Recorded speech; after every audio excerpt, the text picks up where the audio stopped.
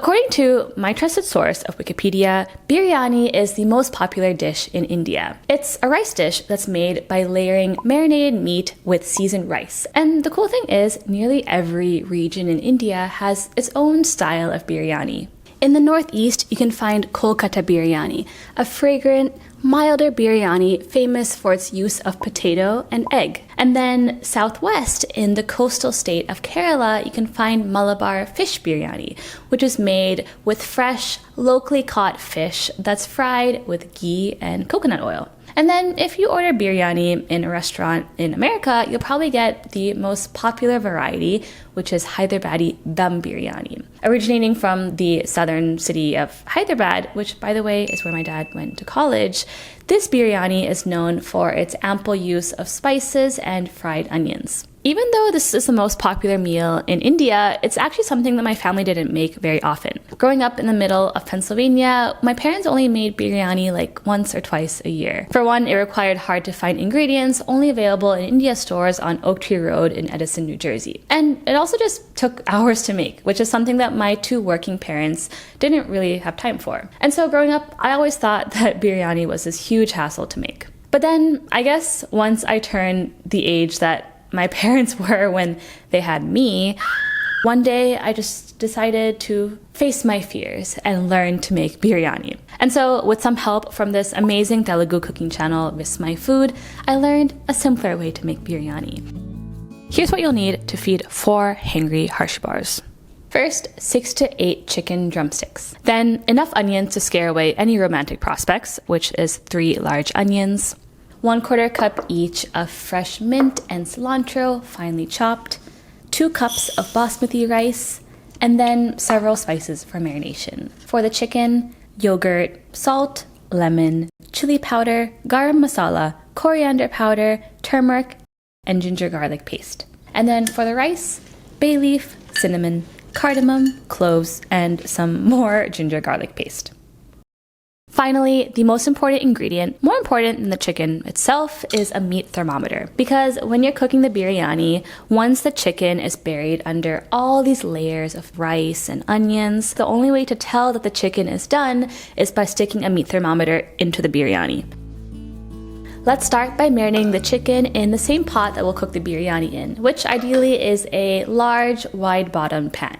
And all in all, the whole recipe will take about 1.5 hours to make, which is definitely much better than the 4+ hours I remember it taking my parents as a kid. First things first, let's make the caramelized onions. Slice the onions into thin strips.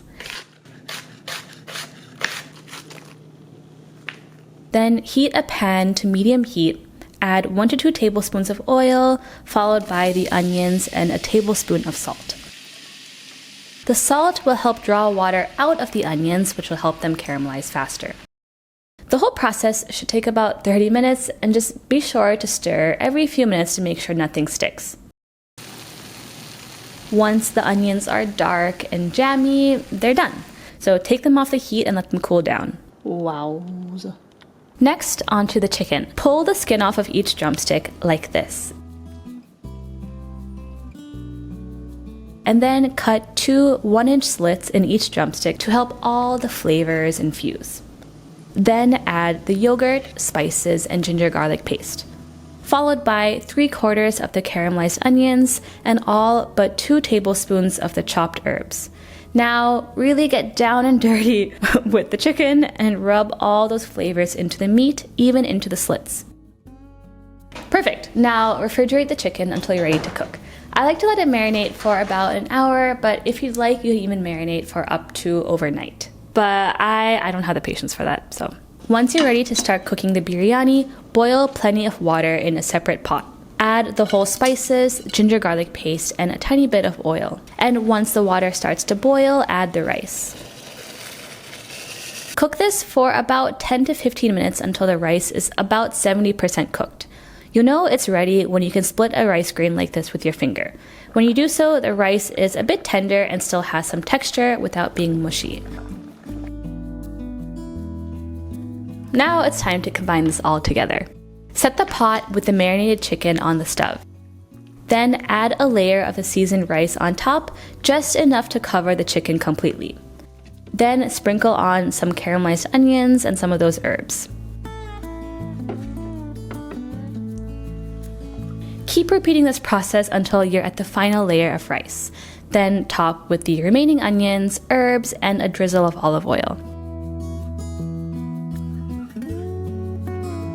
And then to mimic traditional biryani cooking techniques, we will create a cooking chamber of sorts by layering some aluminum foil on top of the pot and then covering with the lid. Great, final step is to cook this all together. So turn the stove to high and cook on high for 8 minutes to allow the chicken to start cooking well. Then lower the heat to medium and cook for another 10 to 12 minutes to let the flavor slowly infuse. And finally, turn the stove off and let the pot sit on the stove for 20 more minutes to continue cooking in the residual heat.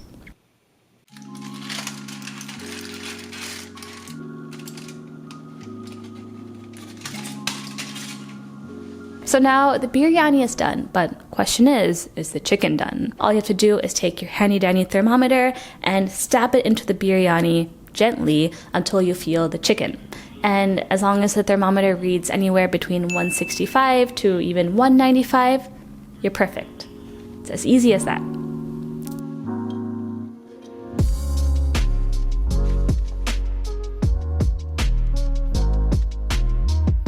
And here it is, a simple and fresh chicken biryani.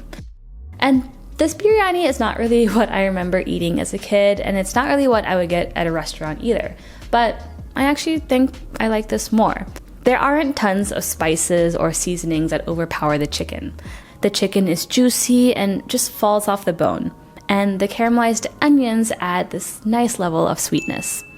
I actually like to pair this with some more sliced onions just to add some freshness.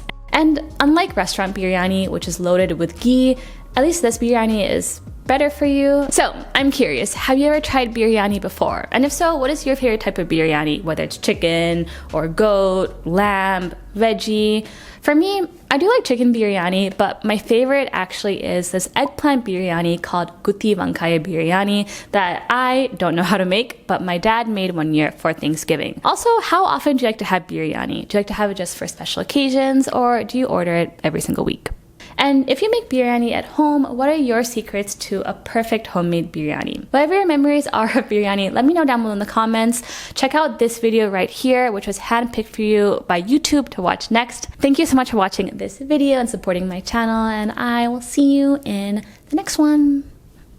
Bye! Biryani has... Okay. Bye.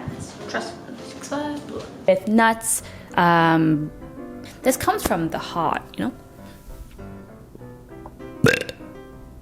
Marinating. That's so hard to say. Okay. Marinate it, leave it marinating.